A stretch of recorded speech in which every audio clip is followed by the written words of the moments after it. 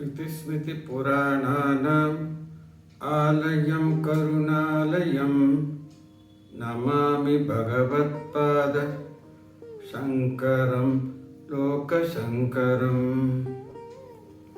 ನಮಸ್ಕಾರ ಆಧ್ಯಾತ್ಮಿಕ ಬಂಧುಗಳೇ ಮತ್ತು ಬಾಂಧವರೇ, ನಾನು ಸ್ವಾಮಿನಾಥನ್ ಸುಬ್ರಹ್ಮಣ್ಯ. ಇವತ್ತು ಏಪ್ರಿಲ್ 21ನೇ ತಾರೀಕು 2026 ಮಂಗಳವಾರ. ಇವತ್ತಿನ ವಿಶೇಷ ಏನಪ್ಪ ಅಂದರೆ ಆದಿಶಂಕರರ ಜಯಂತಿ. ಈ ಒಂದು ಶುಭ ದಿನದಲ್ಲಿ ಆದಿಶಂಕರರು ರಚಿಸಿದ ಶ್ರೀ ಸುಬ್ರಹ್ಮಣ್ಯ ಭುಜಂಗಂ ಸ್ತೋತ್ರವನ್ನು ಪ್ರವಚನವಾಗಿ ನಾವು ಕೇಳಲಿದ್ದೀವಿ. ಆದಿಶಂಕರರು ಹಲವಾರು ಗ್ರಂಥಗಳನ್ನು ರಚಿಸಿದ್ದಾರೆ. ಈ ಸುಬ್ರಹ್ಮಣ್ಯ ಭುಜಂಗಂಗೆ ಏನಪ್ಪ ವಿಶೇಷತೆ ಅಂದರೆ,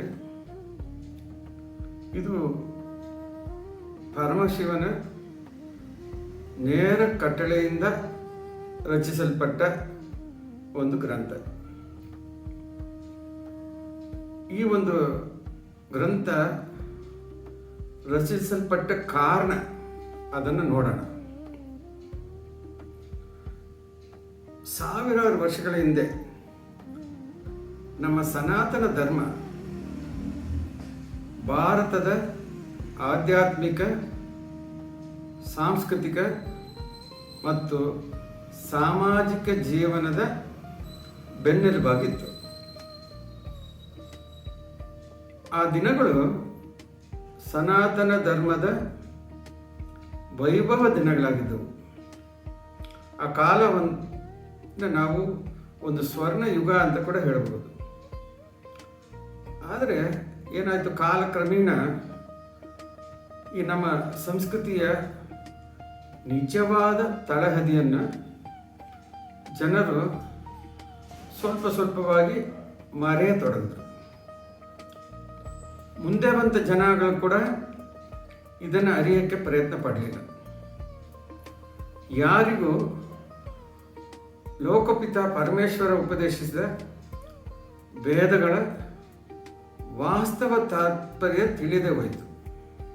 ಅದರ ನಿಜವಾದ ಅರ್ಥವನ್ನು ಯಾರು ತಿಳ್ಕೊಳ್ಳೋಕೆ ಪ್ರಯತ್ನ ಮಾಡಲಿಲ್ಲ. ವೇದಗಳು ಹೇಳಬೇಕಂದ್ರೆ ಜಗತ್ತಿನ ಅತ್ಯಂತ ಪ್ರಾಚೀನ ಗ್ರಂಥಗಳು. ಅವುಗಳ ಆಳವಾದ ವಾಸ್ತವ ಅರ್ಥ ಬಹಳ ಜನರಿಗೆ ತಿಳಿದಿರಲಿಲ್ಲ. ಕೆಲವರು ತಪ್ಪಾಗಿ ತಿಳ್ಕೊಂಡಿದ್ರು. ಬಹಳ ಅಲ್ಪ ಪ್ರಮಾಣದ ಜನರು ಮಾತ್ರ ವೇದಗಳ ವಾಸ್ತವ ತಾತ್ಪರ್ಯವನ್ನು ತಿಳಿದವರಾಗಿದ್ದರು. ಈ ವೇದಗಳಲ್ಲಿ ಅಡಗಿರುವಂಥ ಅಮೂಲ್ಯವಾದ ಜ್ಞಾನ ಮತ್ತು ವಾಸ್ತವ ತಾತ್ಪರ್ಯವನ್ನು ಸರಳೀಕರಿಸಿ, ಅಂದರೆ ಎಲ್ರಿಗೂ ತಿಳಿಯುವಂಥ ರೀತಿಯಲ್ಲಿ ಬರೆದು ಅದನ್ನು ಸಾಮಾನ್ಯ ಜನರಿಗೆ ತಲುಪುವುದರಲ್ಲಿ ಮಹಾನ್ಗಳು ವಿಫಲರಾದರು. ಈ ಥರ ಮುಂದುವರಿತಾ ಇವತ್ತಿಗೆ ಸುಮಾರು 2200 ವರ್ಷಗಳ ಹಿಂದೆ ಸನಾತನ ಧರ್ಮ ಅವನತಿಯ ಕಡೆ ತಿರುಗಿತು. ಅದು ಒಂದು ಕಠಿಣ ಪರಿಸ್ಥಿತಿಯನ್ನೇ ಎದುರಿಸ್ತಾ ಇತ್ತು. ಆಧ್ಯಾತ್ಮಿಕವಾಗಿ, ಸಾಂಸ್ಕೃತಿಕವಾಗಿ ಮತ್ತು ಸಾಮಾಜಿಕವಾಗಿ ಬಹಳ ದುರ್ಬಲಗೊಂಡಿತ್ತು. ಈ ಒಂದು ಪರಿಸ್ಥಿತಿಯ ನಡುವೆ ಈ ಒಂದು ಸನಾತನ ಧರ್ಮವನ್ನು ಪುನರುದ್ಧಾರ ಮಾಡಬೇಕಂತ, ಈ ಧರ್ಮವನ್ನು ಹಿಂದೆ ಇದ್ದ ಉನ್ನತ ಸ್ಥಿತಿಗೆ ತರಬೇಕಂತ ಹೇಳಿ ಕೈಲಾಸ ಶಂಕರರ ಅನುಗ್ರಹದಿಂದ ಕಾಲಡಿ ಶಂಕರರು ಈ ಭೂಮಿಯಲ್ಲಿ ಜನಿಸಿದರು. ಅವರು ತಮ್ಮ ಬಾಲ್ಯ ವಯಸ್ಸಿನಲ್ಲೇ ವೇದ ಶಾಸ್ತ್ರಗಳ ಅಧ್ಯಯನ ಮುಗಿಸಿದರು. ಬ್ರಹ್ಮಸೂತ್ರ, ಭಗವದ್ಗೀತೆ, ಉಪನಿಷತ್ ಮುಂತಾದ ಗ್ರಂಥಗಳಿಗೆ ಭಾಷೆ ಬರೆದರು. ದೇಶ ಸಂಚಾರ ಮಾಡಿ ಸನಾತನ ಧರ್ಮದ ಅಂಶಗಳನ್ನು ಜನರಿಗೆ ತಿಳಿಯುವಂಗೆ ವಿವರಿಸಿದರು. ಶಂಕರ ಮಠಗಳನ್ನು ಸ್ಥಾಪಿಸಿದರು, ದೇವಾಲಯಗಳನ್ನು ಕಟ್ಟಿಸಿದರು ಮತ್ತು ವಿದ್ಯಾಮಂದಿರಗಳನ್ನು ತೆರೆದರು. ಅದ್ವೈತ ಸಿದ್ಧಾಂತವನ್ನು ನೆಲೆಸಿದರು. ತನ್ನ ವಿದ್ಯಾಶಕ್ತಿ, ತಪಶಕ್ತಿ ಮತ್ತು ಯೋಗ ಶಕ್ತಿಯಿಂದ ಮಹಾನ್ ಪಂಡಿತರುಗಳ ಮೇಲೆ ವಾದದಲ್ಲಿ ವಿಜಯ ಸಾಧಿಸಿದರು. ಇದರಿಂದಾಗಿ ಇವರ ಕೀರ್ತಿ ದೇಶದ ಎಲ್ಲೆಡೆ ಹರಡತೊಡಗಿತು. ಈ ಒಂದು ಸಾಮರ್ಥ್ಯವನ್ನು ನೋಡಿ, ಇವರ ಕೀರ್ತಿಯನ್ನು ನೋಡಿ, ಇವರಿಂದ ಸೋಲಿಸಲ್ಪಟ್ಟ ಅಭಿನವ ಗುಪ್ತ ಎಂಬ ಪಂಡಿತನು ಶಂಕರನನ್ನು ನೇರವಾಗಿ ವಾದದಲ್ಲಿ ಗೆಲ್ಲುವುದು ಅಸಾಧ್ಯ ಅಂತ ತಿಳಿದು ಇವರ ಮೇಲೆ ಆವಿಚಾರ ಮಂತ್ರವನ್ನು ಪ್ರಯೋಗ ಮಾಡಿದರು.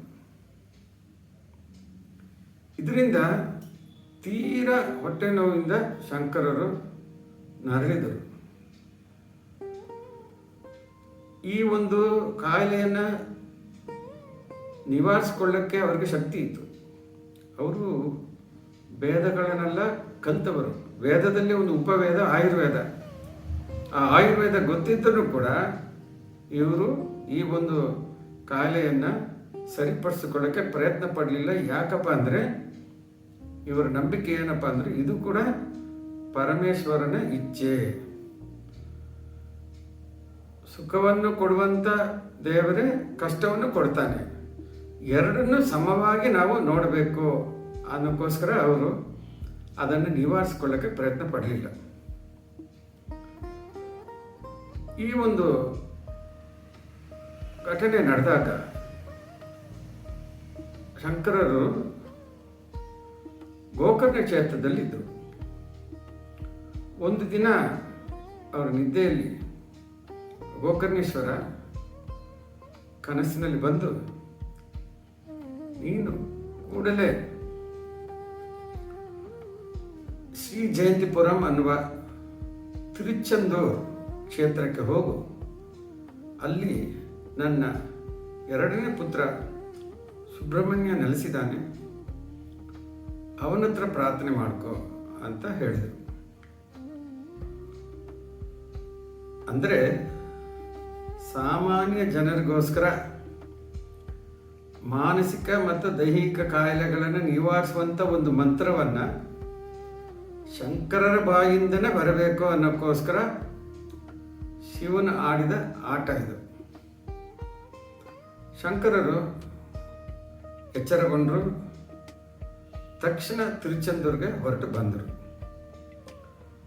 ಅವ್ರು ಬಂದಾಗ ರಾತ್ರಿ 3ನೇ ಜಾವ ಮುಗಿದು 4ನೇ ಜಾವ ಪ್ರಾರಂಭ ಆಗಿ ಇನ್ನೇನು ಬ್ರಹ್ಮ ಮುಹೂರ್ತ ಸಮಯ ಬಂದಿತ್ತು. ಇವರು ಬಂದಾಗ ದೇವರ ಅನುಗ್ರಹದಿಂದ ದೇವಸ್ಥಾನದ ಬಾಗಿಲುಗಳು ತೆರೆದವು. ಇವರು ನೇರವಾಗಿ ಸನ್ನಿಧಿಗೆ ಹೋದರು. ಅಲ್ಲಿ ಹೋಗಿ ಸುಬ್ರಹ್ಮಣ್ಯನ ದರ್ಶನ ಮಾಡಿದರು. ಒಂದು ದೀಪ ಇತ್ತು, ಅದರ ಬೆಳಕಿನಲ್ಲಿ ದರ್ಶನ ಮಾಡಿದರು. ಆ ಥರ ದರ್ಶನ ಮಾಡುವಾಗ ಅವ್ರಿಗೆ ಇನ್ನೊಂದು ದೃಶ್ಯ ಕಣ್ಣಿಗೆ ಬಿತ್ತು. ಅದೇನಪ್ಪ ಅಂದರೆ ಒಂದು ಸರ್ಪ ಸುಬ್ರಹ್ಮಣ್ಯ ಪಾದವನ್ನು ಹೂಗಳಿಟ್ಟು ಪೂಜೆ ಮಾಡ್ತಾ ಇರೋದನ್ನು ನೋಡಿದ್ರು. ಜನರು ಅದು ಆದಿಶೇಷ ಅಂತಲೇ ನಂಬ್ತಾ ಇದ್ರು. ಹಗಲೊತ್ತು ಬಂದರೆ ಜನರು ಹೆದರ್ಕೋತಾರೆ ಅನ್ನೋಕ್ಕೋಸ್ಕರ ಯಾರು ಇಲ್ಲದೆ ಸಮಯದಲ್ಲಿ ತಾನಾಗಿ ಬಂದು ಪೂಜೆ ಮಾಡಿ ನಿತ್ಯ ಅದು ಹೋಗ್ತಾ ಇತ್ತು. ಈ ಒಂದು ದೃಶ್ಯ ಶಂಕರನಿಗೆ ಈಶ್ವರ ಕೊಟ್ಟ ಸಂದೇಶ ಥರ ಕಾಣ್ತು. ಅಂದರೆ ಸಂಸ್ಕೃತ ಭಾಷೆಯಲ್ಲಿ ಕವಿಗಳು ವೃತ್ತಗಳು ಬರೆಯುವಾಗ ಹಲವಾರು ವೃತ್ತಗಳಿದೆ. ಈ ಸರ್ಪವನ್ನು ನೋಡಿದ ತಕ್ಷಣ ಶಂಕರರಿಗೆ ಮನಸ್ಸಿನಲ್ಲಿ ನಾನು ಬರೆಯಲಿರುವಂಥ ಈ ಸ್ತೋತ್ರ ಭುಜಂಗ ಸ್ತೋತ್ರ ವೃತ್ತದಲ್ಲಿ ಬರೆಯೋಣ. ಭುಜಂಗ ಅಂದರೆ ಸರ್ಪ ಅಂತ. ಸಂಸ್ಕೃತದಲ್ಲಿ ಭುಜಂಗ ಅನ್ನೋದಕ್ಕೆ ಒಂದು ಕವಿತೆಯಲ್ಲಿ ಅದು ಒಂದು ಅಳತೆ.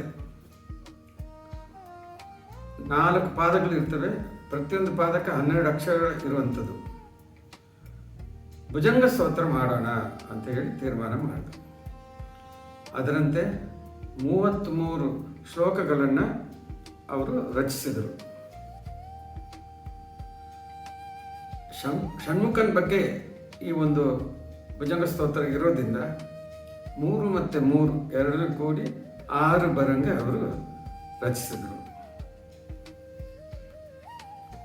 ಈ ಒಂದು ಸ್ತೋತ್ರದ ಪಠಣೆಯಿಂದ ಏನೇನು ಫಲಗಳು ನಮಗೆ ಸಿಗುತ್ತೆ, ಲೌಕಿಕ ಅಲೌಕಿಕ 2 ಫಲಗಳು ನಮಗೆ ಸಿಗುತ್ತೆ. ಈ ಫಲಗಳ ಬಗ್ಗೆ ವಿವರಣ ನಾವು ಫಲಶ್ರುತಿಯಲ್ಲಿ ನೋಡೋಣ. ಈಗ ನಾವು ಮೊದಲನೇ ಶ್ಲೋಕಕ್ಕೆ ಹೋಗೋಣ ಬನ್ನಿ.